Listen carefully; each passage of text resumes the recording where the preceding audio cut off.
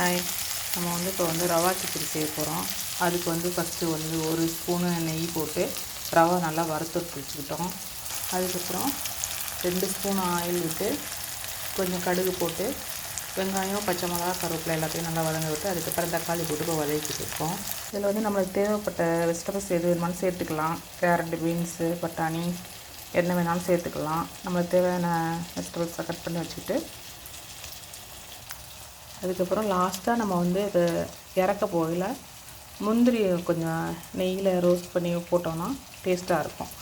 அதோட கொஞ்சம் வேர்க்கடலையும் வறுத்துட்டு தோல் எடுத்துகிட்டு போட்டோன்னா சாப்பிட்ற எல்லாம் கொஞ்சம் கிறிஸ்பியாக கொஞ்சம் நல்லாயிருக்கும். வெஜிடபிள்ஸ்லாம் போட்டு கொஞ்சம் மஞ்சத்தூள் போட்டு நல்லா வதக்கியாச்சு காயெல்லாம்.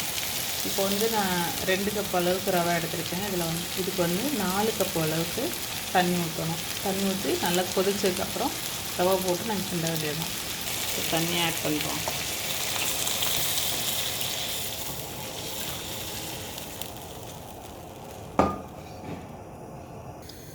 தண்ணி கொதிச்சதுக்கப்புறம் ரவாவை போட்டு கொஞ்சமாக போட்டு நல்லா கிண்டியாச்சு. இப்போ கொஞ்சம் நேரம் வேகட்டும். இதில் இப்போ தண்ணி கொதிக்க வச்சு ரவா எடுத்து போட்டாச்சு. போட்டு கொஞ்சமாக நல்லா கிண்டி நல்லா வெந்துக்கிட்டு இருக்கு. இப்போ இந்த சைடில் முந்திரியும் வேர்க்கடலையும் நெய்யில் வறுத்துட்ருக்கேன்.